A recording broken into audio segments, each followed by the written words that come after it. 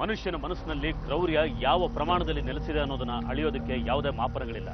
ಆದ್ರೆ ಒಂದೊಂದ್ಸಲ ಸಾಮಾನ್ಯ ಮನುಷ್ಯರಲ್ಲೂ ತೀರಾ ಸಾಮಾನ್ಯ ಕಾರಣಕ್ಕೆ ಕೊಲ್ಲೋ ಹಂತಕ್ಕೆ ಹೋಗುವಂತ ಕ್ರೌರ್ಯ ಇರುತ್ತೆ ಅನ್ನತ್ತೆ ನಮ್ಮ ಇವತ್ತಿನ ಈ ಕಥೆ. ನಮ್ಮ ಇವತ್ತಿನ ಕ್ರೈಮ್ ಫೈಲ್ ಪುಟಗಳು ತರ್ಕೊಳ್ಳೋದು ಒಂದು ನವಿರಾದ ಪ್ರೇಮ ಕಥೆಯೊಂದಿಗೆ. ದಿಲೀಪನ್ ಕುಟುಂಬ ಹಳ್ಳಿ ತೊರೆದು ಸಿಟಿ ಸೇರಿದ್ರು.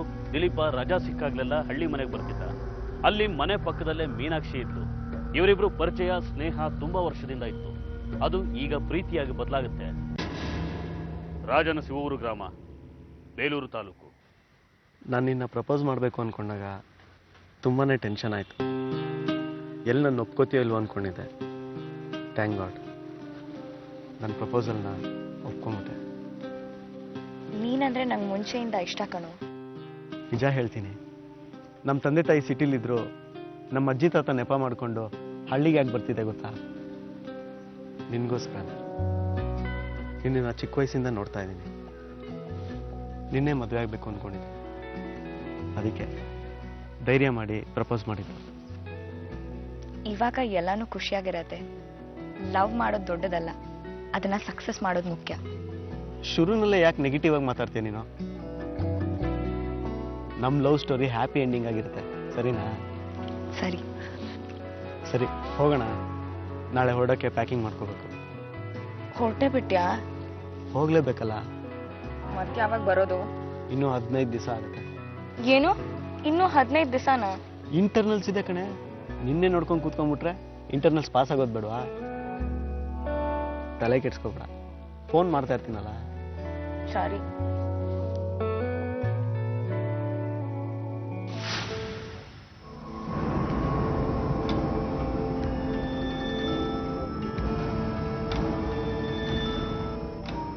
ಹೇಳ್ಮಿನಾ, ನೀನ್ ಯಾವಾಗ ಬರ್ತೀಯಾ? ಇನ್ನೂ ಊರಿಗೆ ಬಂದು 2 ದಿವಸ ಆಗಿಲ್ಲ. ಆಗ್ಲೇ ಯಾವಾಗ ಬರ್ತಿದ್ಯಾ ಅಂತ ಕೇಳ್ತಿದ್ದಿಲ್ಲ. ಇನ್ನೂ 15 ದಿವಸ ಆಗುತ್ತೆ. ಅದೆಲ್ಲ ನಂಗೆ ಗೊತ್ತಿಲ್ಲ. ನೀನ್ ಈಗ್ಲೇ ಬಾ. ಈಗ್ಲೇನಾ? ಈಗ್ಲೇ ಅಂದ್ರೆ ಹೇಗ್ ಬರಕ್ ಸಾಧ್ಯ? ರಜಾ ಇಲ್ಲ ನಂಗೆ. ಸರಿ, ಭಾನುವಾರ ಬರ್ತೀಯಾ? ಸೋಮವಾರದಿಂದ ನಂಗೆ ಇಂಟರ್ನಲ್ಸ್ ಇದೆ, ಹೇಗ್ ಬರಕ್ ಸಾಧ್ಯ? ನಾನು ಓದ್ಕೋಬೇಕು. ಇಷ್ಟಕ್ಕೂ ಏನು ಅರ್ಜೆಂಟ್ ವಿಷಯ? ನಮ್ಮ ಅಣ್ಣನ್ಗೆ ನಮ್ಮಿಬ್ರು ವಿಚಾರದಲ್ಲಿ ಏನೋ ಅನುಮಾನ ಬಂದಿದೆ ಅನ್ಸುತ್ತೆ. ನಾನು ನಿನ್ ಜೊತೆ ಫೋನಲ್ಲಿ ಮಾತಾಡೋದು ಕೇಳಿಸ್ಕೊಂಡಿದ್ದಾನೋ ಏನೋ. ನಿನ್ ಸವಾಸ ಮಾಡ್ಬಾರ್ದಂತ ನನ್ನ ಮೇಲೆ ಜೋರಾಗಿ ಕೂಗಾಡ್ದ. ನನಗೆ ಭಯ ಆಗ್ತಿದೆ, ಅದಕ್ಕೆ ಫೋನ್ ಮಾಡಿದೆ. ಇಷ್ಟೇನಾ? ಲವ್ ಅಲ್ಲಿ ಇದೆಲ್ಲ ಮಾಮೂಲಿ. ಹುಡುಗಿನ ಪ್ರೀತಿ ಮಾಡ್ತೀನಿ ಅಂದ್ರೆ ಅವ್ರ ಅಣ್ಣನ ವಿರೋಧನ ಎದುರಿಸಕ್ಕೆ ರೆಡಿ ಇರಬೇಕು. ನೀನು ಮಾತಾಡೋದು ನೋಡಿ ನಾನು ಏನೋ ಅನ್ಕೊಂಡ್ಬಿಟ್ಟಿದ್ದೆ. ಸರಿ, ನಾನು ಆದಷ್ಟು ನೆಕ್ಸ್ಟ್ ಭಾನುವಾರ ಬರೋದಕ್ಕೆ ಟ್ರೈ ಮಾಡ್ತೀನಿ, ಸರಿನಾ? ಸರಿ, ಓಕೆ, ಬಾಯ್.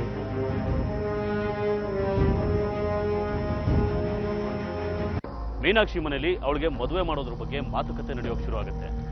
ದಿಲೀಪ ಮತ್ತು ಮೀನಾಕ್ಷಿ ಪ್ರೀತಿಗೆ ಅವರು ಸೊಪ್ಪು ಹಾಕೋದಿಲ್ಲ. ಜಾತಿ ಗೀತಿ ಸಮಸ್ಯೆ ಆಗಿರಲೇ ಇಲ್ಲ, ಯಾಕೆಂದ್ರೆ ಇಬ್ರದು ಒಂದೇ ಜಾತಿ. ಆದ್ರೆ ಮೀನಾಕ್ಷಿ ಮನೆಯವರ ಈ ವಿರೋಧಕ್ಕೆ ಮುಖ್ಯ ಕಾರಣ ಅಂದ್ರೆ ದಿಲೀಪ ಇನ್ನೂ ಓದ್ತಾ ಇರೋ ಹುಡುಗ. ಅವನು ಓದು ಮುಗಿಸಿ ಕೆಲ್ಸಕ್ಕೆ ಸೇರಿ ಮದುವೆ ಆಗೋಕೆ ಇನ್ನೂ ಎಷ್ಟು ಟೈಮ್ ಬೇಕು, ಜೊತೆಗೆ ಕೆಲಸ ಆದ್ರೂ ಅಷ್ಟು ಸುಲಭವಾಗಿ ಸಿಗುತ್ತಾ ಅನ್ನೋ ಆತಂಕ.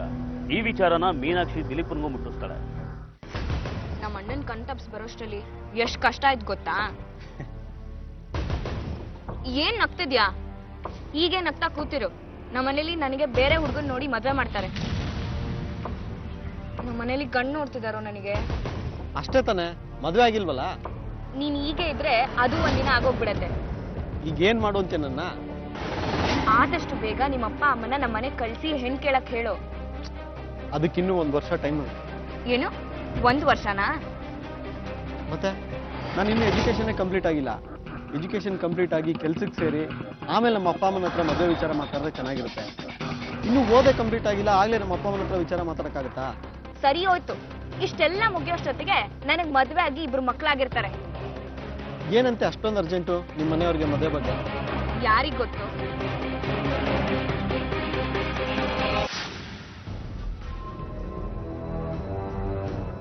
ಏನ್ ದಿಲೀಪ, ಬಸ್ಸಕ್ಕೆ ಕಾಯ್ತಾ ಇದೀಯಾ? ಹೌದು. ಹಾಗಾದ್ರೆ ಚಿಕ್ಕಮಂಗ್ಳೂರ್ ಕಡೆಗೆ ಹೊರಟೆ ಅನ್ನು? ಹೊರಟೆ.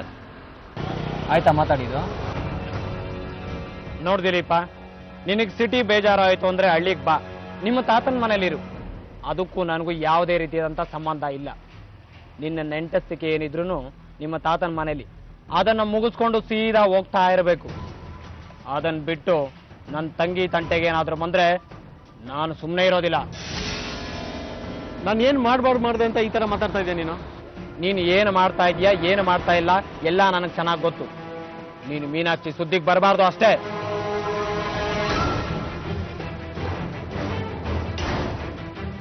ಅಲ್ಲ, ನನ್ನ ಮಾತು ಕೇಳಿ ಪ್ಲೀಸ್. ನಿನ್ನ ಮಾತು ಕೇಳೋ ಅಂತ ಅವಶ್ಯಕತೆ ನನಗಿಲ್ಲ. ಏನೋ ಚಿಕ್ಕ ವಯಸ್ಸಿನ ನೋಡ್ತಾ ಇರೋ ಹುಡುಗ ಅಂತ ಬುದ್ಧಿ ಹೇಳ್ತಾ ಇದ್ದೀನಿ. ಇನ್ನು ಮುಂದೆ ನೀನಾಗ್ಲಿ ಅವಳಾಗ್ಲಿ ಇದನ್ನು ಮುಂದುವರಿಸಿದ್ರೆ ಇಬ್ಬರಿಗೂ ಒಂದು ಗತಿ ಕಾಣಿಸ್ಬಿಡ್ತೀನಿ. ಹುಷಾರ್.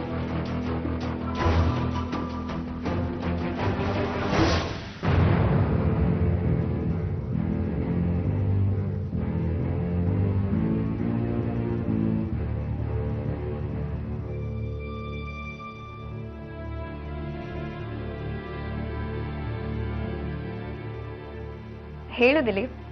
ಮೀನಾ, ನಿಮ್ಮ ಅಣ್ಣ ಸಿಕ್ಕಿದ ಕಣೆ. ಅಣ್ಣನ? ಎಲ್ಲಿ? ಏನ್ ಹೇಳ್ದ? ತುಂಬಾನೇ ಮಾತಾಡ್ದ. ನೀನು ಹೇಳಿದ್ದು ನಂಗೆ ಅರ್ಥ ಆಯ್ತು ಮೀನಾ.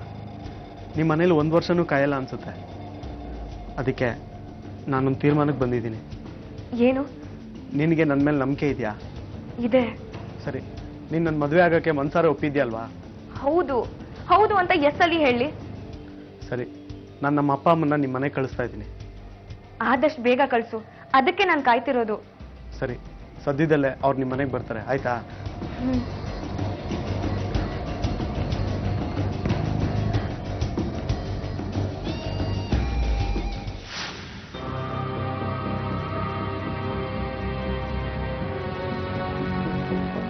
ಏನೋ ದಿಲೀಪ, ಒಂದು ಫೋನ್ ಇಲ್ಲ ಇದ್ದಕ್ಕಿದ್ದಂಗೆ ಬಂದ್ಬಿಟ್ಟಿದ್ಯಾ?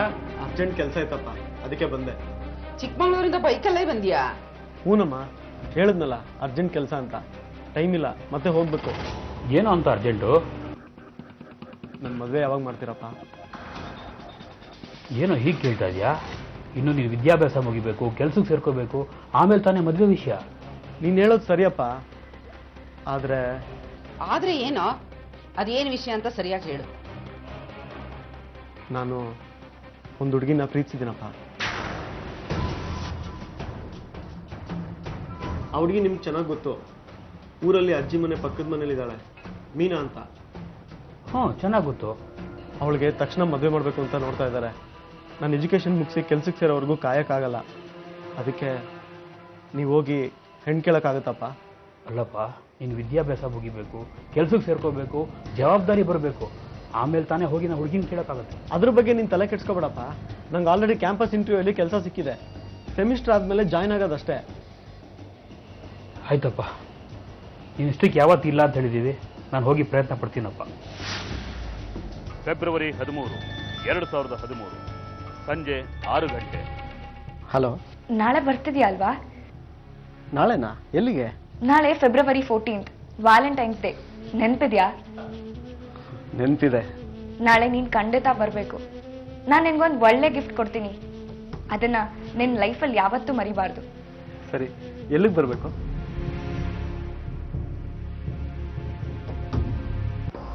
ಆವತ್ತು ಫೆಬ್ರವರಿ 14, ಪ್ರೇಮಿಗಳ ದಿನ. ಹಿಂದಿನ ರಾತ್ರಿ ದಿಲೀಪನ ಮೊಬೈಲ್ಗೆ ಒಂದು ಕಾಲ್ ಬರುತ್ತೆ. ಮೀನಾಕ್ಷಿ, ದಿಲೀಪ ಇಬ್ರು ಪ್ರೇಮಿಗಳ ದಿನನ ಸಂಭ್ರಮದಿಂದ ಆಚರಿಸೋ ತೀರ್ಮಾನ ಮಾಡ್ತಾರೆ. ದಿಲೀಪ ತುಂಬಾ ಖುಷಿ ಆಗ್ತಾನೆ.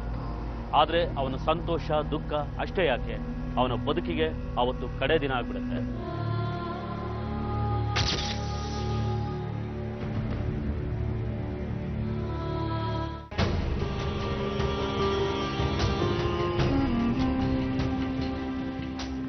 ಏನ್ರಿ ಅದು card? Sir, Chikmagalur college student sir. Okay, ಅದರಲ್ಲಿ ಅವ್ರ ಮನೆಯವ್ರ ಫೋನ್ ನಂಬರ್ ಇದ್ರೆ ಫೋನ್ ಮಾಡಿ ತಿಳಿಸಿ ಅವ್ರಿಗೆ. ಸರಿ ಸರ್.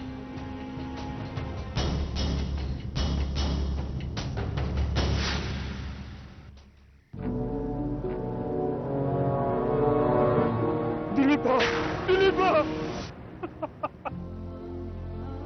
ದಿಲೀಪ.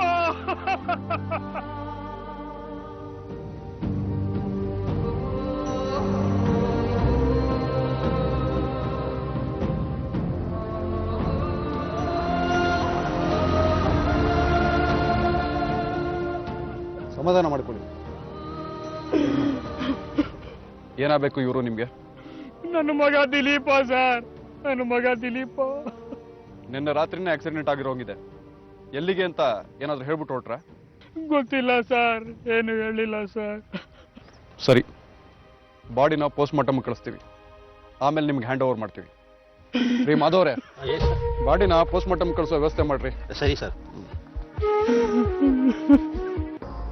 ಕೊಲೆ ಮುಂತಾದ ಅಪರಾಧಗಳನ್ನ ಮಾಡೋರು ಎಷ್ಟು ಚಾಲಾಕಿಗಳಾಗಿರ್ತಾರೋ ಪೊಲೀಸರು ಅದರ 10 ಪಟ್ಟು ಚಾಲಾಕಿಗಳಾಗಿರ್ತಾರೆ. ನೋಡಿದ ತಕ್ಷಣ ಆಕ್ಸಿಡೆಂಟ್ ಅಂತ ನಂಬಬಹುದಾದ ದಿಲೀಪ್ನ ಪ್ರಕರಣನ ನೋಡ್ತಿದ್ದ ಹಾಗೆ ಪೊಲೀಸರಿಗೆ ಅಲ್ಲಿ ಯಾವುದೋ ಒಂದು ವಾಸನೆ ಸುಳಿದು ಹೋಗಿರುತ್ತೆ. ಬೇಲೂರು ಪೊಲೀಸ್ ಠಾಣೆ. ಪ್ರಶಾಂತ್ ಸರ್, ಇಷ್ಟು ವರ್ಷದಲ್ಲಿ ಆ ರಸ್ತೆಯಲ್ಲಿ ಆಕ್ಸಿಡೆಂಟ್ ಆಗಿರೋ ಯಾವುದಾದ್ರೂ ರೆಕಾರ್ಡ್ ಇದೆಯಾ ನಮ್ಮ ಹತ್ರ? ಇಲ್ಲ ಸರ್. ನನಗೂ ಅದೇ ಅನುಮಾನ ಕಂಡ್ರೆ. ಆ ರಸ್ತೆಯಲ್ಲಿ ಒಂದು ವೆಹಿಕಲ್ ಓಡಾಡೋದೇ ಕಷ್ಟ, ಅಂಥದ್ರಲ್ಲಿ 2 ವೆಹಿಕಲ್ಲು ವೇಗವಾಗಿ ಬಂದು ಮುಖಾಮುಖಿ ಆಕ್ಸಿಡೆಂಟ್ ಆಗಿ ಅದರಲ್ಲಿ ಒಬ್ಬ ಸತ್ತಿದ್ದಾನೆ ಅಂದರೆ ನನಗೆ ಯಾಕೋ ನಂಬಕ್ಕಾಗ್ತಾ ಇಲ್ಲ. ನನಗೂ ಹಾಗೆ ಅನ್ನಿಸ್ತಾ ಇದೆ ಸರ್.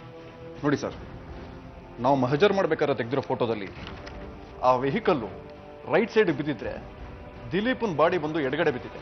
ಜೊತೆಗೆ ಸ್ಪಾಟಲ್ಲಿ ನಮಗೊಂದು ಟವಲ್ ಬೇರೆ ಸಿಕ್ಕಿದೆ ಸರ್.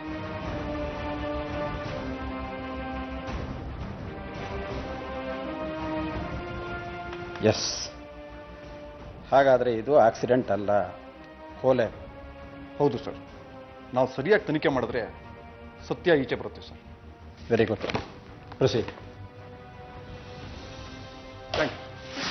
ನಿಮ್ಮ ಮಗ ನಿಮ್ಮ ಮನೆಯಿಂದ ಹೋಗ್ಬೇಕಾದ್ರೆ ಎಲ್ಲಿ ಹೋಗ್ತೀನಿ ಅಂತ ಏನಾದರೂ ಹೇಳ್ಬಿಟ್ಟು ಹೋಗಿದ್ನಾ? ಅವನು ಬೇಲೂರಿಗೆ ಯಾಕೆ ಬಂದಂತಾನೆ ಗೊತ್ತಿಲ್ಲ ಸರ್.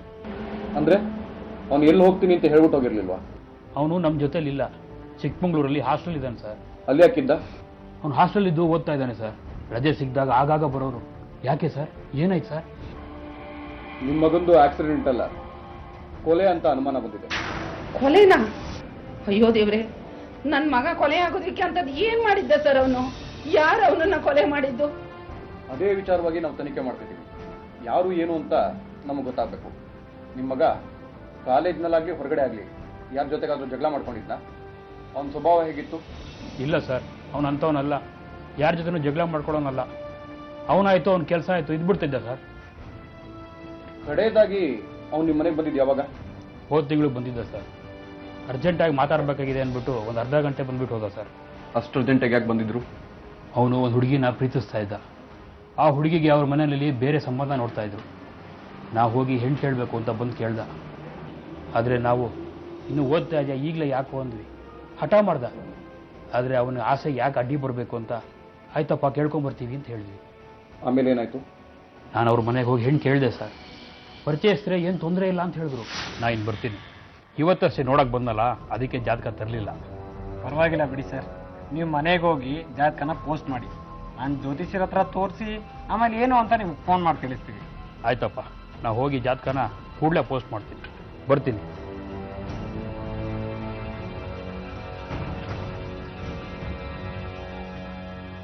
ಸ್ವಲ್ಪ ದಿವಸ ಬಿಟ್ಟು ಫೋನ್ ಮಾಡಿದೆ ಸರ್. ಜಾತಕ ಹೊಂದಾಣಿಕೆ ಆಗಲ್ಲ, ನನ್ನ ಮಗಳನ್ನ ನಿಮ್ಮ ಮಗನಿಗೆ ಕೊಡೋಕ್ಕಾಗಲ್ಲ ಅಂತ ಹೇಳಿದ್ರು. ಈ ವಿಷಯನ ನಾನು ನನ್ನ ಮಗನಿಗೆ ಫೋನ್ ಮಾಡಿ ಹೇಳಿದೆ ಸರ್. ಹೇಳಿಪ್ಪ. ಎಲ್ಲಿದ್ಯಾ ದಿಲೀಪ? ಕಾಲೇಜ್ನಲ್ಲೇನೋ? ರೂಮಲ್ಲಿದ್ದೀನಪ್ಪ, ಹೇಳಿ. ಹಾಂ, ಆ ಮನೆಯವರು ಫೋನ್ ಮಾಡಿದ್ರು ಜಾತಕದ ವಿಷಯವಾಗಿ. ಏನಂತೆ, ಏನು ಹೇಳಿದ್ರು? ನಿಂದು ಆ ಹುಡುಗಿದು ಜಾತಕ ಹೊಂದಾಣಿಕೆ ಆಗೋದಿಲ್ವಂತಪ್ಪ. ಜಾತಕ ಹೊಂದಾಣಿಕೆ ಆಗದೆ ಈ ಮದುವೆ ಸಾಧ್ಯ ಇಲ್ಲ ಅಂತ ಹೇಳ್ಬಿಟ್ರು. ನೀನು ಇನ್ನೊಂದ್ಸಲ ಬೇರೆ ಯಾರು ಜ್ಯೋತಿಷ್ಯರ ಹತ್ರ ಕೇಳಬೇಕಾಯ್ತಪ್ಪ. ನಾವು ಎಲ್ಲ ವಿಚಾರವನ್ನು ಅದೇ ಜ್ಯೋತಿಷ್ ಹತ್ರ ಕೇಳೋದು. ಹಾಗಲ್ಲಪ್ಪ, ಈ ಮದುವೆ ನೀನವ್ರ ಅಣ್ಣಂಗೆ ಇಷ್ಟ ಇಲ್ಲ, ಅದಕ್ಕೆ ಅವನೇನಾದ್ರು ಸುಳ್ಳು ಹೇಳಿ ಈ ಥರ ಹೇಳ್ಸಿರ್ಬೋದಾ ಅಂತ. ಅಲ್ಲ, ಇಷ್ಟೆಲ್ಲ ಆದಮೇಲೆ ಅದೇ ಹುಡುಗಿ ಬೇಕು ಅಂತ ಯಾಕೋ ಹಠ ಹಿಡಿದ್ಯಾ? ಹೌದಪ್ಪ, ಏನೇ ಆದರೂ ನಾನು ಆ ಹುಡುಗಿನೇ ಮದುವೆ ಆಗೋದು. ನೋಡಪ್ಪ, ಇನ್ನೊಂದ್ಸರಿ ನೀವು ಊರಿಗೆ ಬರ್ತೀಯಲ್ಲ, ಆವಾಗ ಈ ವಿಚಾರ ಮಾತಾಡೋಣ. ಈಗ ಓದಿನ ಬಗ್ಗೆ ನಿಗಾ ಕೊಡು, ಹೆಚ್ಚಿಗೆ ತಲೆ ಕೆಡ್ಸ್ಕೋಬೇಡ. ಫೋನ್ ಇಡ್ತೀನಿ. ಸರಿ ಸರಿ, ನಿಮ್ಮ ಫೋನ್ ನಂಬರ್ ಕೊಡಿ. ಏನಾದರೂ ಇನ್ಫಾರ್ಮೇಶನ್ ಬೇಕಾದರೆ ನಾನು ಕಾಂಟ್ಯಾಕ್ಟ್ ಮಾಡ್ತೀನಿ. ಸರಿ ಸರ್.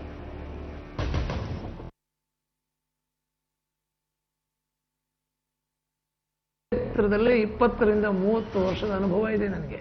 ಹಾಗಿದ್ರು ದಿಲೀಪ ಮತ್ತೆ ಮೀನಾಕ್ಷಿ ಜಾತಕ ಹೊಂದ್ತಾ ಇಲ್ಲ ಅಂತ ಯಾಕೆ ಹೇಳಿದ್ರಿ? ಯಾವ ದಿಲೀಪ, ಯಾವ ಮೀನಾಕ್ಷಿ? ನೆನಪಿಸ್ಕೊಳ್ಳಿ ಸರ್, ನಮ್ಮ ಜಾಗಕ್ಕೆ 10 ಜನ ಬರ್ತಾ ಇರ್ತಾರೆ, 10 ಜಾತಕಗಳು ಬರುತ್ತವೆ. ಯಾರದ್ದು ಯಾವುದು ಅಂತ ಜ್ಞಾಪಕ ಇಟ್ಕೊಳ್ಳಿಕ್ಕಾಗತ್ತೆ ಸರ್? ಶಂಕರಣ್ಣನ ಮಗಳು ಮೀನಾಕ್ಷಿ. ಓ, ಶಂಕರಣ್ಣನ ಮಗಳು ಮೀನಾಕ್ಷಿಗೆ. ದಿಲೀಪನ್ ಜಾತಕಕ್ಕೂ ಮೀನಾಕ್ಷಿ ಜಾತಕಕ್ಕೂ ಚೆನ್ನಾಗಿ ಹೊಂದಾಣಿಕೆ ಆಗಿತ್ತು. ಹುಡುಗಿ ಅಣ್ಣನೇ ಬಂದು ಆ ಜಾತಕ ಹೊಂದಾಣಿಕೆ ಆಗಿಲ್ಲ ಅಂತ ಸುಳ್ಳು ಹೇಳು ಅಂತ ಹೇಳ್ದ. ಮೊದಲೇ ಅವನು ಜೋರು, ಇದೇ ಊರಿನವನು, ಹಾಗಂತ ಹೂ ಅಂದೆ. ಅದು ಅಲ್ಲದೆ ನನಗೆ ಗಂಡಿನವ್ರ ಮನೆಯಿಂದ ಯಾವತ್ತೂ ಏನು ಫೋನ್ ಕಾಲ್ಸ್ ಬರಲೇ ಇಲ್ಲ. ಹುಡುಗಿ ಕಡೆಯವರೇನೆ ಜಾತಕ ಹೊಂದಾಣಿಕೆ ಆಗಿಲ್ಲ ಅಂತ ಅವರೇ ಹೇಳ್ಕೊಂಡು ತಿರುಗಾಡ್ತಾ ಇದ್ದಾರೆ. ಸರ್, ಇದರಲ್ಲಿ ನಂದೇನು ತಪ್ಪಿಲ್ಲ ಸರ್. ಹೇಗಾದ್ರೂ ಮಾಡಿ ಮೀನಾಕ್ಷಿನ ದಿಲೀಪನ್ನ ದೂರ ಮಾಡಿ ಅವಳನ್ನ ಬೇರೆಯವ್ರಿಗೆ ಮದುವೆ ಮಾಡ್ಕೊಡೋ ಉದ್ದೇಶ ಮೀನಾಕ್ಷಿ ಮನೆಯವ್ರದ್ದಾಗಿರುತ್ತೆ.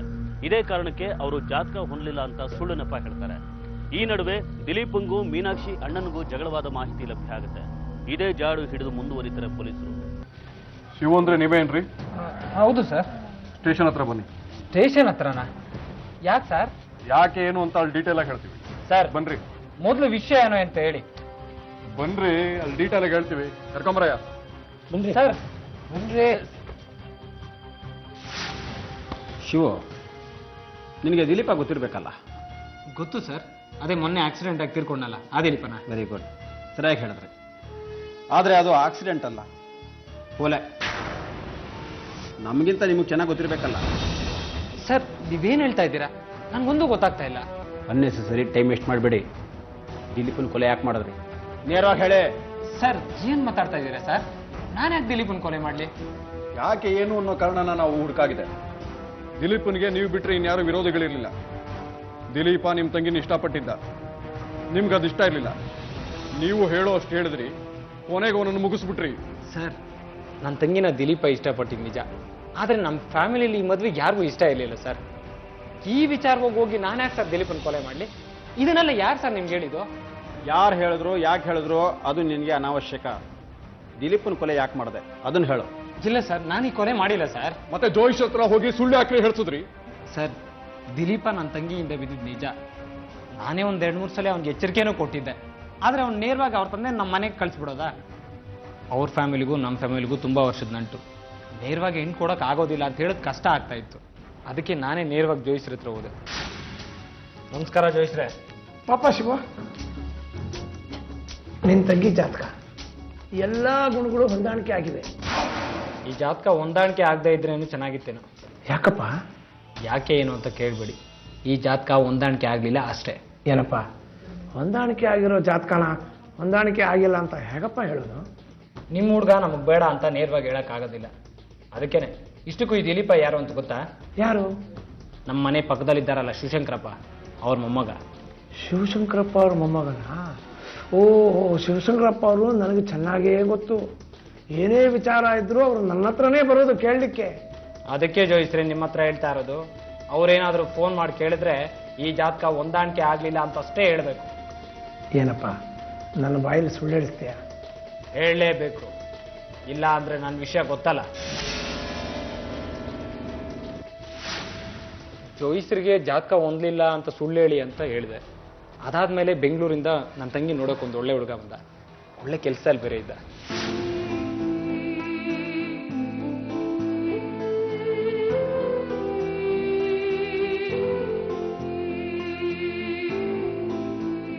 ಆ ಹುಡುಗ ನಮ್ಮ ಮನೆಯವ್ರಿಗೆಲ್ಲ ಇಷ್ಟ ಆಗಿದ್ದ. ನಾವೆಲ್ಲ ಒಪ್ಕೊಂಡು ಮದುವೆ ನಿಶ್ಚಯನೂ ಮಾಡಿದ್ವಿ. ಆದರೆ ಈ ದಿಲೀಪ ನನ್ನ ತಂಗಿ ಬೆನ್ನು ಬಿಡಲೇ ಇಲ್ಲ ಸರ್. ಆಗಾಗ ಫೋನ್ ಮಾಡಿ ಮಾತಾಡ್ತಾನೆ ಇದ್ದ. ಆಗ ನಾನು ಅವ್ನು ನೋಡ್ಕೊಂಡು ಚಿಕ್ಕಮಂಗ್ಳೂರ್ಗೆ ಹೋದೆ ಸರ್. ಶಿವು, ಕೂತ್ಕೋ ಶಿವು. ಏನ್ ದಿಲೀಪ ಆಗ್ತಾ ಇದೆಯಾ? ಆಶ್ಚರ್ಯ ಏನಿಲ್ಲ, ಕೂತ್ಕೋಬಾ ಶಿವು. ನಿನ್ ಜೊತೆ ಕೂತ್ಕೊಂಡು ನಾನಿಲ್ಲಿ ಹರಟೆ ಹೊಡಿಯಕ್ಕೆ ಬಂದಿಲ್ಲ. ನನ್ನ ತಂಗಿಗೆ ಒಳ್ಳೆ ಗಂಡು ಬಂದು ಮದುವೆ ನಿಶ್ಚಯ ಆಗಿದೆ. ಆದರೂ ನೀನು ಫೋನ್ ಮಾಡೋದು ಬಿಟ್ಟಿಲ್ಲ. ಇದೆಲ್ಲ ನಾನು ಗಿಡ್ಸೋದಿಲ್ಲ. ಮದುವೆ ನಿಶ್ಚಯ ಆದ್ರೆ ಮೀನಾಕ್ಷಿನ ಮದುವೆ ಆಗೋನು ನಾನು, ತಿಳ್ಕೊ. ಅಷ್ಟೊಂದು ಧೈರ್ಯನಾ? ಧೈರ್ಯ ಇರೋದಕ್ಕೇನೆ ಪ್ರೀತಿಸಿದ್ದು. ನೋಡು, ಒಳ್ಳೆ ಮಾತಲ್ಲಿ ಹೇಳ್ತಾ ಇದ್ದೀನಿ. ಇನ್ನೊಂದು ಸಲ ನೀನು ನನ್ನ ತಂಗಿ ತಂಟೆಗೆ ಬರಬಾರ್ದು. ಬಂದ್ರೆ ನಾನು ಇನ್ನೊಂದು ಮುಖ ನೋಡ್ಬೇಕಾಗುತ್ತೆ.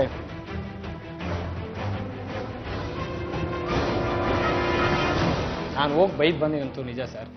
ಅದಾಗಿ 15 ದಿನನೂ ಇಲ್ಲ, ಅವ್ನಿಗೆ ಆಕ್ಸಿಡೆಂಟ್ ಆಯ್ತು ಅಂತ ಸುದ್ದಿ ಬಂತು. ಸದ್ಯ ಪೀಡ ತೊಲಗ್ತಲ್ಲ ಅಂತ ನಾವು ಸುಮ್ಮನಾದ್ವಿ. ಅಂಥದ್ರಲ್ಲಿ ನಾನೇ ಕೊಲೆಗಾರ ಅಂತ ಹೇಳ್ತಾ ಇದ್ದೀರಲ್ಲ ಸರ್. ಶಿವ, ಬೇರೆ ಯಾರ ಮೇಲೆ ಅನುಮಾನ ಬರೋದಕ್ಕೆ ಸಾಧ್ಯನೇ ಇಲ್ಲ. ಏನ್ ನಡೀತು ನಿಜ ಹೇಳೋ. ಸರ್ ನಾನು ಯಾಕೆ ಸರ್ ಕೊಲೆ ಮಾಡಲಿ? ಅವತ್ತು ಮಧ್ಯಾಹ್ನ ನಾನು ಮದುವೆ ಸಾಮಾನು ಕಟ್ಸೋಕ್ಕೆ ಅಂತ ಸಿಟಿಗೆ ಹೋಗಿದ್ದೆ. ಹೆಚ್ಚು ಕಡಿಮೆ ಮಧ್ಯಾಹ್ನ ಹೋದವನು ರಾತ್ರಿಯೇ ಮನೆಗೆ ಬಂದಿದ್ದು. ಬೇಕಾದ್ರೆ ಅಂಗಡಿಯವ್ರನ್ನ ಕೇಳಿ ಸರ್. ನನಗೆ ಕೊಲೆ ಮಾಡಿಲ್ಲ ಸರ್. ಅವನ ಮಾತು ಮೇಲೆ ಪೂರ್ತಿ ನಂಬಿಕೆ ಬರದೇ ಇದ್ರು ಈ ಕೆಲಸ ನೀನೇ ಮಾಡಿರೋದು ಅಂತ ಹೇಳೋದಕ್ಕೆ ಪೊಲೀಸರ ಹತ್ರ ಯಾವ ಸಾಕ್ಷಿನೂ ಇರೋದಿಲ್ಲ. ಹಾಗಾಗಿ ಮೀನಾಕ್ಷಿ ಅಣ್ಣನ ಮನೆ ಕಳಿಸ್ತಾರೆ. ಆದ್ರೆ ಅದೇ ಸಮಯಕ್ಕೆ ಈ ಪ್ರಕರಣಕ್ಕೆ ಮತ್ತೊಂದು ಪ್ರಮುಖ ತಿರುವು ಸಿಕ್ಬಿಡುತ್ತೆ. ಸರ್, ಆ ಮೀನಾಕ್ಷಿ ಕೇಸಲ್ಲಿ ಶಿವ ಹೇಳಿದ ನಿಜ ಸರ್. ಅವನು 14ನೇ ತಾರೀಕು 2 ಗಂಟೆಯಿಂದ ರಾತ್ರಿ 10 ಗಂಟೆವರೆಗೂ SS ಟ್ರೇಡರ್ಸ್ ಅನ್ನೋ ಅಂಗಡಿನಲ್ಲೇ ಇದ್ದ ಅಂತ ಅಂಗಡಿ ಓನರ್ ಹೇಳಿದ್ದ ಸರ್. ಅಂದ್ರೆ ಈ ಕೊಲೆ ಪ್ರಕರಣದಲ್ಲಿ ಶಿವ ಕೈವಾಡ ಇಲ್ಲ ಅಂತ ಸರ್ ಹಾಗೆ ಹೇಳಕ್ಕಾಗಲ್ಲ. ಅವನ ಅಂಗಡಿಲಿ ಇದ್ ಮಾತ್ರಕ್ಕೆ ಅವ್ನು ಕೊಲೆ ಮಾಡಿಸಿಲ್ಲ ಅಂತ ಹೇಳಕ್ಕಾಗಲ್ಲ. ಬೇರೆ ಯಾರ ಕೈಲಾದ್ರೂ ಈ ಕೊಲೆ ಮಾಡಿಸಿರ್ಬೋದು ಸರ್.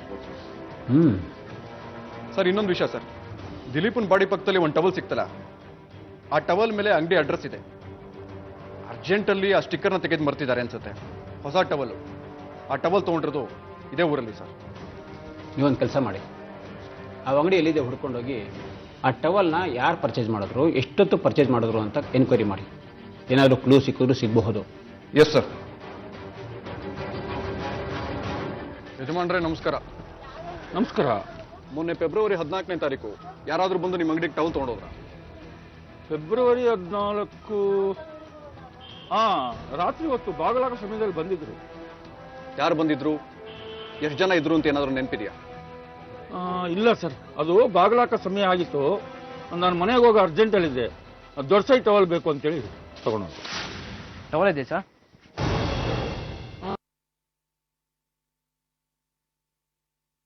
ಚೌಕಾಸಿ ಮಾಡಲ್ಲ ಸರ್. ಹೌದಾ? ಯಾವ ಕಲರ್ ಬೇಕು? ಕಲರ್ ಯಾವ್ದಾದ್ರು ಪರವಾಗಿಲ್ಲ ಸರ್. ಕಲರ್ ನೋಡ್ಕೊಂಡಿರೋಕ್ಕೆ ನಮಗೆ ಟೈಮ್ ಇಲ್ಲ ಸರ್. ಸ್ವಲ್ಪ ದೊಡ್ಡದಾಗಿರ್ಬೇಕು, ಮತ್ತೆ ನೀರು ಹೀರ್ಕೊಳ್ಳೋ ಥರ ಇರಬೇಕು ಸರ್. ಹೌದಾ? ತಗೊಳ್ಳಿ, ಇದು ಚೆನ್ನಾಗಿದೆ.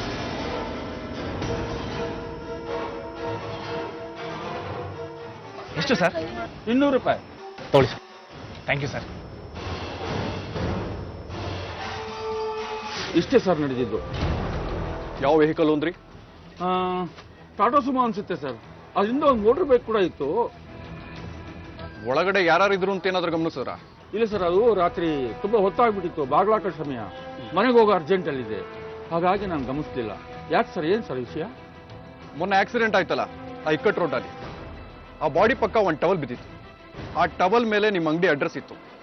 ಅದಕ್ಕೆ ವಿಚಾರಣೆ ಮಾಡ್ಕೊಂಡು ಹೋಗೋಣ ಅಂತ ಬಂದೆ. ಅದು ಆಕ್ಸಿಡೆಂಟ್ ಅಲ್ಲ, ಕೊಲೆ ಅಂತ ಅನುಮಾನ ಬಂದಿದೆ. ಕೊಲೆನಾ? ಹೌದು. ಆ ಗಾಡಿಗಳು ಯಾವ ಕಡೆ ಹೋಯ್ತು ಅಂತ ಏನಾದರೂ ಗಮನಿಸಿದ್ರ? ಹೀಗೆ ಹೋಯ್ತು ಸರ್, ಬೆಂಗಳೂರು ಕಡೆನೇ ಹೋಯ್ತು ಅನ್ಸುತ್ತೆ ಮೋಸ್ಟ್ಲಿ. ಈ ಪ್ರಕರಣದಲ್ಲಿ ಶಿವು ಅಲ್ಲದೆ ಇನ್ಯಾರ್ದೋ ಕೈವಾಡ ಇದೆ ಅನ್ನಿಸ್ತಾ ಇದೆ. ಸರ್, ಶಿವನೇ ಆಗಿದ್ರೆ ಆ ಬಾಡಿನ ಬೇಲೂರ್ಗೋ ಅಥವಾ ಹಳ್ಳಿಲಿರೋ ಜಮೀನ್ ಕಡೆಗೋ ಸಾಗಿಸ್ತಿದ್ದ. ಬೆಂಗಳೂರು ಕಡೆ ಯಾಕೆ ಸಾಗಿಸ್ತಿದ್ದ ಸರ್? ನನಗೂ ಯಾಕೋ ಈ ಕೊಲೆನಲ್ಲಿ ಬೇರೆಯವರು ಶಾಮೀಲಾಗಿದ್ದಾರೆ ಅಂತ ಅನುಮಾನ ಇದೆ ಸರ್. ದಿಲೀಪನ್ ಮೊಬೈಲ್ಗೆ ಕೊನೆದಾಗ ಕಾಲ್ ಮಾಡಿರೋರು ಯಾರು? ಸರ್, ಆ ಮೀನಾಕ್ಷಿದು ಅಂತ ಗೊತ್ತಾಯ್ತು. 13ನೇ ತಾರೀಕು ರಾತ್ರಿ ಒಂದ್ಸರಿ ಫೋನ್ ಮಾಡಿದಾಳೆ.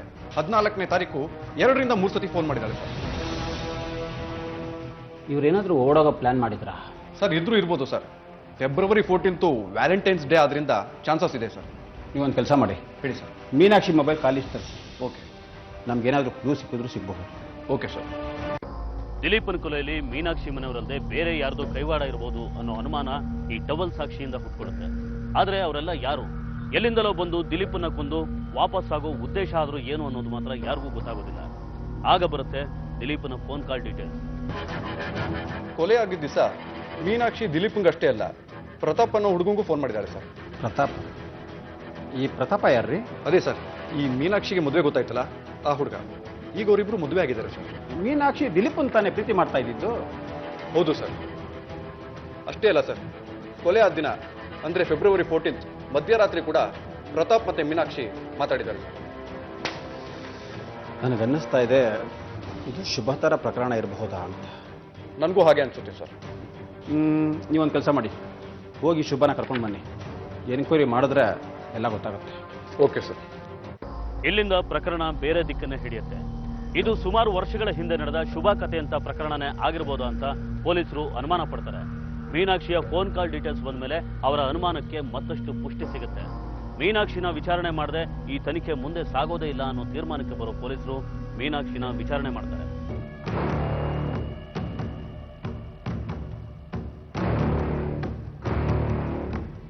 ಮೀನಾಕ್ಷಿ ಅಂದ್ರೆ ನೀವೇನಾ? ಹೌದು ಸರ್, ನಾನೇ. ಯಾಕೆ? ಯಾರು ಬೇಕಿತ್ತು? ನೀವೇ ಬೇಕಿತ್ತು. ಸ್ವಲ್ಪ ಸ್ಟೇಷನ್ಗೆ ಬನ್ನಿ. ನಾನಾ? ನಾನು ಯಾಕೆ ಪೊಲೀಸ್ ಸ್ಟೇಷನ್ ಬರ್ಬೇಕು ಹೇಳಿ? ನಾನೇನ್ ತಪ್ಪು ಮಾಡಿದ್ದೀನಿ? ನೀವು ತಪ್ಪು ಮಾಡಿದಿರಿ ಅಂತ ನಾವು ಹೇಳ್ತಾ ಇಲ್ಲ, ಸ್ವಲ್ಪ ಸ್ಟೇಷನ್ ಹತ್ರ ಬಂದು ಹೋಗಿ ಅಂತ ಹೇಳ್ತಾ ಇದ್ದೀನಿ ಅಷ್ಟೇ. ಅದೇ ಸರ್, ಸುಮ್ನೆ ನಾನು ಯಾಕೆ ಸ್ಟೇಷನ್ ಹತ್ರ ಬರ್ಲಿ ಹೇಳಿ? ಸುಮ್ಮನೆ ಕರ್ಕೊಂಡು ಹೋಗೋದಕ್ಕೆ ನಮ್ಗೇನು ಹುಚ್ಚಿಡ್ದಿಲ್ಲ.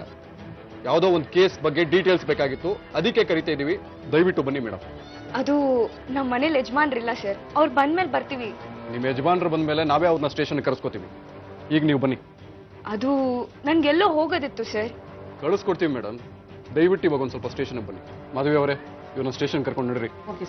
ಸರ್ ರೀ ರಾಜಪ್ಪ, ಇವ್ರ ಯಜಮಾನ್ರು ಬರೋ ತನಕ ಇಲ್ಲೇ ಇತ್ತು, ಅವ್ರ ಯಜಮಾನ್ರು ಬಂದ್ಮೇಲೆ ಸ್ಟೇಷನ್ ಕರ್ಕೊಂಬರ್ರಿ. ಆಯ್ತು ನಡ್ರಿ. ಸರ್, ನಾನು ಏನೂ ತಪ್ಪು ಮಾಡಿಲ್ಲ ಸರ್. ನಮ್ದು ಮರ್ಯಾದಸ್ಥ ಕುಟುಂಬ ಸರ್. ನಾನು ಹೀಗೆ ಪೊಲೀಸ್ ಸ್ಟೇಷನ್ ಬಂದಿರೋದು ಯಾರಾದರೂ ನೋಡಿದ್ರೆ ತುಂಬಾ ತೊಂದರೆ ಆಗತ್ತೆ. ಆಯ್ತು, ಬೇಗ ಕಳ್ಸ್ಕೊಡೋಣ. ನಾವು ಕೇಳೋ ಪ್ರಶ್ನೆಗೆ ನೇರವಾಗಿ ಬೇಗ ಉತ್ತರ ಹೇಳಿದ್ರೆ ನೀವು ಬೇಗ ಮನೆಗೆ ಹೋಗ್ಬೋದು. ಹೇಳಿ, ದಿಲೀಪ ನಿಮಗೆ ಹೇಗೆ ಪರಿಚಯ? ಯಾವ ದಿಲೀಪ ಸರ್? ಅದೇ ಮೊನ್ನೆ ಆಕ್ಸಿಡೆಂಟ್ ಆಗಿ ತಿರ್ಕೊಂಡಲ್ಲ, ಆ ದಿಲೀಪ. ನನಗೆ ಯಾವ ದಿಲೀಪನೂ ಗೊತ್ತಿಲ್ಲ ಸರ್. ಆ ಹೆಸರಿನವರು ಯಾರೂ ಪರಿಚಯ ಇಲ್ಲ ನನಗೆ. ಓ, ಹಾಗಾದ್ರೆ ನೀವು ಅಪರಿಚಿತರಿಗೆಲ್ಲ ಫೋನ್ ಮಾಡ್ತಾ ಇರ್ತೀರಿ. ಫೆಬ್ರವರಿ 13ನೇ ತಾರೀಕು ರಾತ್ರಿ ನೀವು ದಿಲೀಪನ್ ಫೋನ್ ಮಾಡಿ ತುಂಬಾ ಹೊತ್ತು ಮಾತಾಡಿದ್ದೀರಿ. ಅದರ ಕಾಲ್ ಡೀಟೇಲ್ಸು ನಮ್ಮ ಹತ್ರ ಇದೆ.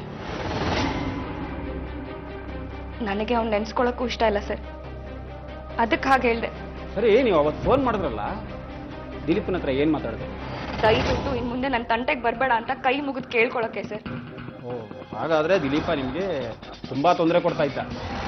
ಯಾವ ಥರ? ಈ ದಿಲೀಪ ಅವ್ರ ಅಜ್ಜಿ ಮನೆಗೆ ಅಂತ ಹಳ್ಳಿಗೆ ಬರ್ತಿದ್ದ. ಅವ್ರ ಮನೆ ಪಕ್ಕದ ಮನೆನೇ ನಂದು, ಹಾಗಾಗಿ ಪರಿಚಯ ಆಯ್ತು.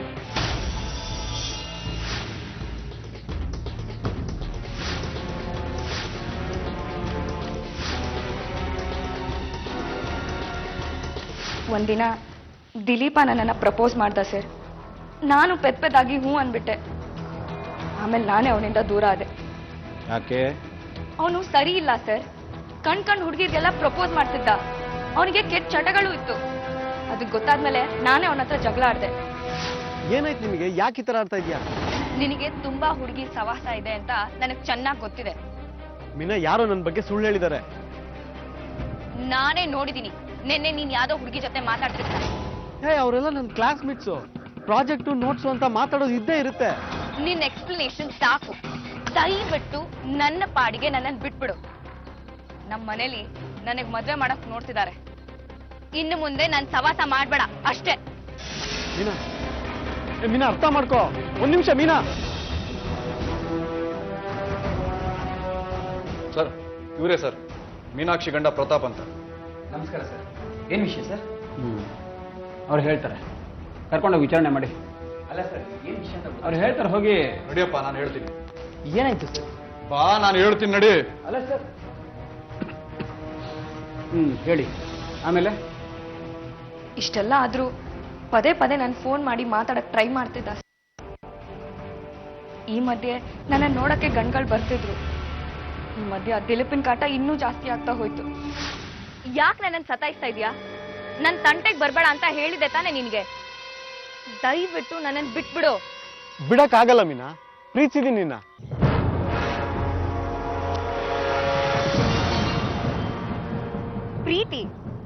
ಪ್ರೀತಿ ಅಲ್ಲ, ಅದು ಮೋಸ. ಮೋಸ ಮಾಡ್ತಾ ಇರೋದು ನೀನು. ಅದಕ್ಕೆ ಬೇರೆಯವನ ಜೊತೆ ಮದುವೆ ಆಗ ಕೊಟ್ಟಿದ್ಯಾ. ಇದು ನಂಗೊಂಚೂರು ಇಷ್ಟ ಇಲ್ಲ ಮೀನಾ. ಆದ್ರೆ ನನಗಿಷ್ಟ ಇದೆಯಲ್ಲ. ನೋಡು, ನೀನ್ ನನ್ನೇ ಮದುವೆ ಆಗ್ಬೇಕು. ಆಗಲ್ಲ. ನನ್ನ ಬಿಟ್ಟು ಬೇರೆಯವನ್ನ ಅದೇಗ್ ಮದುವೆ ಆಗ್ತೇ ನಾನು ನೋಡ್ತೀನಿ.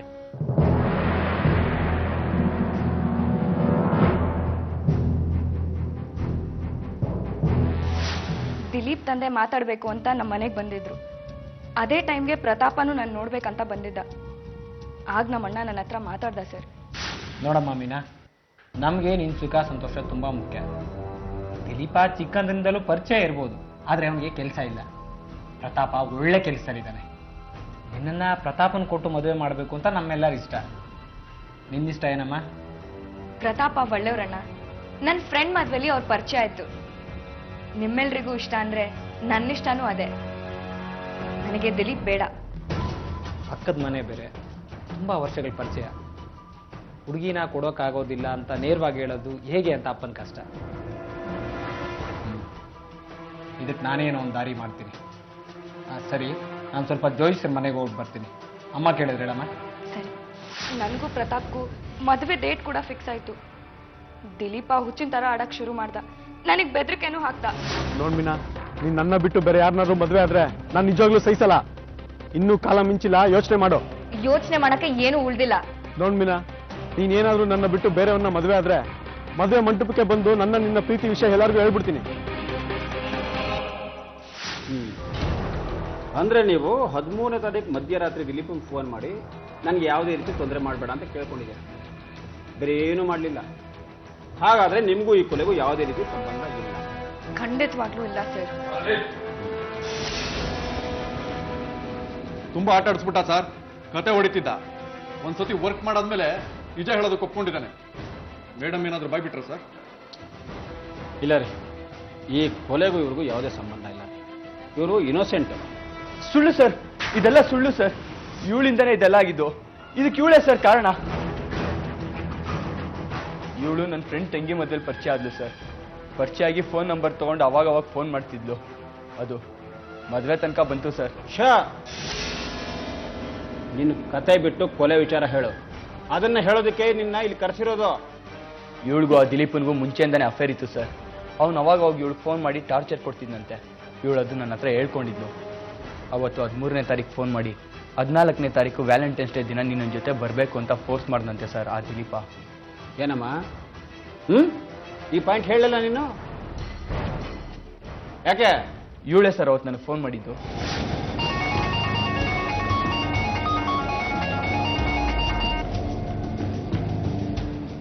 ಹಲೋ ಮೀನಾ, ಹೇಳು.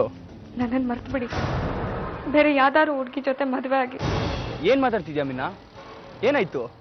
ಈ ಮದುವೆ ಸಾಧ್ಯ ಇಲ್ಲ. ಇನ್ 3 ದಿನದಲ್ಲಿ ಮದುವೆ ಇಟ್ಕೊಂಡು ಯಾಕೇನೇನ ಮಾತಾಡ್ತಿದ್ಯಾ ಮೀನಾ? ನಾ ಹೇಳಿದ್ನಲ್ಲ ಆ ದಿಲೀಪ ನನಗೆ ತುಂಬಾ ಟಾರ್ಚರ್ ಕೊಡ್ತಿದ್ದಾನೆ. ನಾಳೆ ಅವನ ಜೊತೆ ಹೋಗ್ಬೇಕಂತೆ. ಇಲ್ಲ ಅಂದ್ರೆ ಮದ್ವೆ ಮಂಟಪಕ್ಕೆ ಬಂದು ಗಲಾಟೆ ಮಾಡ್ತೀನಿ ಅಂತ ಹೆದರಿಸ್ತಿದ್ದಾನೆ.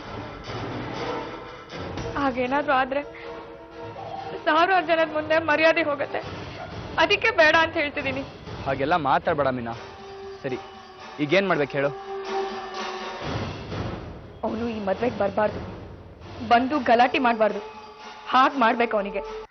ನಾಳೆ ತಾನು ಮದುವೆ ಆಗಬೇಕಾದ ಹುಡುಗಿ ಹೀಗೆ ತನ್ನ ಹಳೆ ಪ್ರೇಮಿಯಿಂದ ಚಿತ್ರಹಿಂಸೆ ಅನುಭವಿಸ್ತಿರೋದಕ್ಕೆ ಒಂದು ಅಂತ್ಯ ಹಾಡಲೇಬೇಕು ಅನ್ನೋ ತೀರ್ಮಾನಕ್ಕೆ ಬರೋ ಪ್ರತಾಪ್ ಒಂದು ಪ್ಲಾನ್ನ ರೆಡಿ ಮಾಡ್ತಾನೆ. ಅವನ ಆ ಪ್ಲಾನ್ಗೆ ಮೀನಾಕ್ಷಿ ಕೂಡ ಸಾಥ್ ಕೊಡ್ತಾಳೆ. ನಾನು ಹೇಳ್ದಂಗೆ ಅವನು ಫೋನ್ ಮಾಡಿ ಮಾತಾಡು.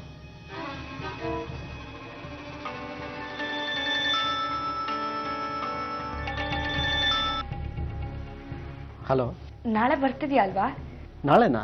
ನಾಳೆ ಫೆಬ್ರವರಿ 14th ವ್ಯಾಲೆಂಟೈನ್ಸ್ ಡೇ. ನಾನು ನಿನ್ಗೊಂದು ಒಳ್ಳೆ ಗಿಫ್ಟ್ ಕೊಡ್ತೀನಿ. ಅದನ್ನ ನಿನ್ನ ಲೈಫಲ್ಲಿ ಯಾವತ್ತೂ ಮರಿಬಾರ್ದು. ಸರಿ, ಎಲ್ಲಿಗೆ ಬರಬೇಕು? ಆವತ್ತು ದಿಲೀಪ ತುಂಬಾ ಸಂತೋಷವಾಗಿದ್ದ. ತಾನು ಕಳ್ಕೊಂಡಿದ್ದನ್ನ ಮತ್ತೆ ಪಡ್ಕೊಳ್ಳೋ ಸಂಭ್ರಮದಲ್ಲಿ ಬೇಲೂರಿಗೆ ಹೊರಟ ಅವನಿಗೆ ತಾನೇ ಈ ಜಗತ್ತಿಂದ ಕಳೆದು ಹೋಗೋ ಮುನ್ಸೂಚನೆನ ಯಾರು ಕೊಡ್ತಾರೆ? ಹಲೋ ಸಿನಾ. ಹೇಳು ಪ್ರತಾಪ್. ನಾಳೆ ಸಂಜೆ ಒಳಗೆ ನೀನು ಕುಮಾರ ಬೇಲೂರಿಗೆ ಬನ್ನಿ. ಮದ್ವೆ ನಾಡಿದ್ದಲ್ವಾ? ಮದ್ವೆಗಲ್ವೋ, ಒಬ್ಬನ್ ತಿಥಿ ಮಾಡ್ಬೇಕು. ಯಾಕೆ ಪ್ರತಾಪ್, ಏನಾಯ್ತು? ಯಾರು ಎತ್ಬೇಕಾ? ಒಬ್ಬನ್ ಕೈ ಕಾಲು ಮುರಿದು ಮೂಲೆಗೆ ಸೇರಿಸ್ಬೇಕು. ನೀವು ಬಂದ್ರೋ ನಾನು ಹೇಳ್ತೀನಿ. ಕಾರ್ ಮಾಡ್ಕೊಂಡೆ ಬನ್ನಿ, ಬಸ್ಸು ಕಾಯ್ಬೇಡಿ. ಸರಿ, ಬರ್ತೀನಿ.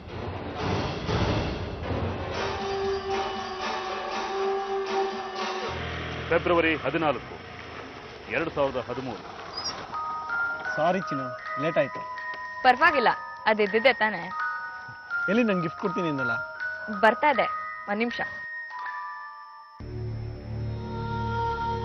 ಯಾರಿಗೆ ಫೋನ್ ಮಾಡ್ತಿದ್ಯಾ? ಅವನು ಬಂದಿದ್ದಾನೆ. ಯಾರಿಗೆ ಫೋನ್ ಮಾಡಿದೆ? ಗಿಫ್ಟು ಬರ್ತಿದೆ. ಯಾರಿಗೆ ತರ ಕೇಳಿದ್ಯಾ? ಅಯ್ಯೋ,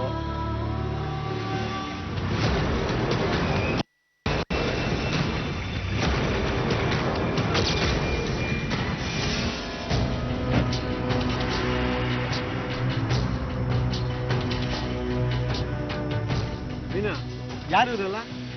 ನಾನು ಹೇಳ್ತೀನಿ ರಾಜ, ಹೇಳ್ತೀನಿ. ಮೀನಾ, ನೀನ್ ಮನೆಗೆ ಹೊರಡು.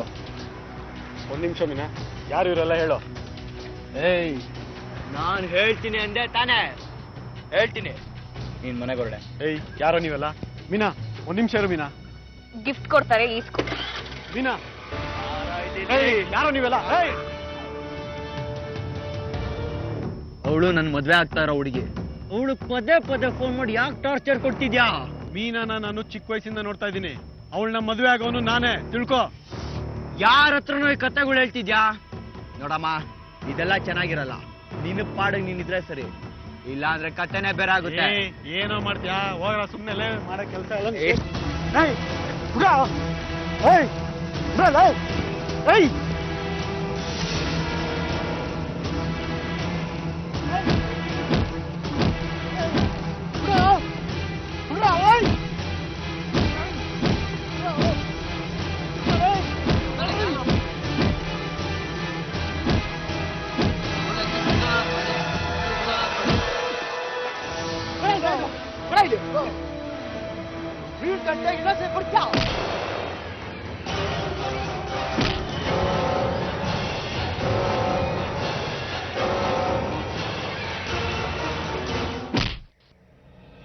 ದಿಲೀಪನ್ನ ಕೊಂದೇ ಬಿಟ್ರಿ. ಕೊಲೆ ಮಾಡೋ ಉದ್ದೇಶ ಇರಲಿಲ್ಲ ಸರ್. ಆದ್ರೆ ಸರಿ, ಬಾಡಿನ ಏನ್ ಮಾಡಿದ್ರಿ?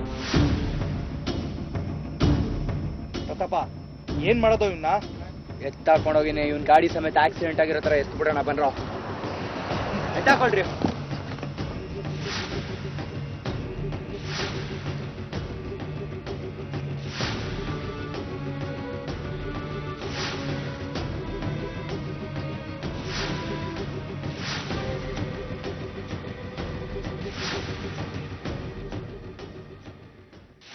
ಏನ್ ಮಾಡಿದ್ರು ರಕ್ತ ನಿಲ್ಲೇ ಇಲ್ಲ ಸರ್. ಅದಕ್ಕೆ ವಾಪಸ್ಸು ಸಣ್ಣ ರೋಡ್ ಹತ್ರ ಬಂದ್ವಿ.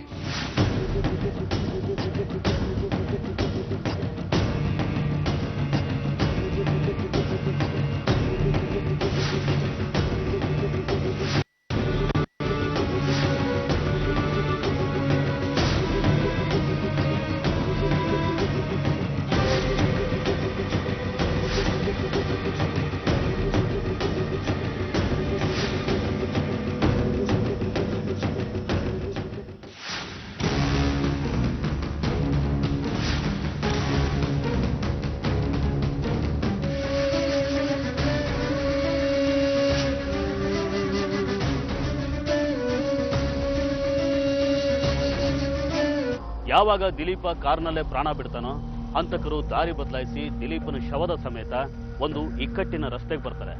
ಅಲ್ಲಿ ದಿಲೀಪನ ಶವನ ಒಂದು ಬೈಕ್ ಮೇಲೆ ಕೂರಿಸಿ ಅದನ್ನ ರಸ್ತೆ ಪಕ್ಕಕ್ಕೆ ನೂಕಿ ಅದು ಆಕ್ಸಿಡೆಂಟ್ ಅನ್ನೋ ಹಾಗೆ ಮಾಡಿ ನಿರಾಳವಾಗಿ ಮನೆ ಸೇರ್ಕೋತಾರೆ. ಕೊಲೆ ಮಾಡಿದ ಮಾರನೇ ದಿನನೇ ಪ್ರತಾಪ ಮೀನಾಕ್ಷಿ ಜೊತೆ ದಾರಿಗೆ ಕೈಯೊಡ್ಡಿದ್ದ. ಆದ್ರೆ ಕೊಲೆ ಮಾಡಿದವರು ತುಂಬಾ ದಿನ ನೆಮ್ಮದಿಯಿಂದ ಇರೋದಕ್ಕೆ ಪೊಲೀಸರು ಬಿಡಲ್ಲ. ಅಂತೂ ಮೀನಾಕ್ಷಿ ಸಹವಾಸ ಮಾಡಿ ಒಬ್ಬ ಕೈಲಾಸ ಸೇರ್ಕೊಂಡ. ನೀನು ಜಯ ಸೇರ್ತಾ ಇದೀಯ. ಏನಮ್ಮ ಮೀನಾಕ್ಷಿ, ನಿನ್ನಂತ 4 ಜನ ಇದ್ಬಿಟ್ರೆ ತಲೆಗಳು ಉರುಳೋಗುತ್ತೆ. ಅನ್ಯಾಯವಾಗಿ ಆ ಹುಡುಗನ್ ಕೊಂದ್ಬಿಟ್ರಲ್ಲ. ಕರ್ಕೊಂಡೋಗ್ರಿ, ಕರ್ಕೊಂಡೋಗ್ರಿ.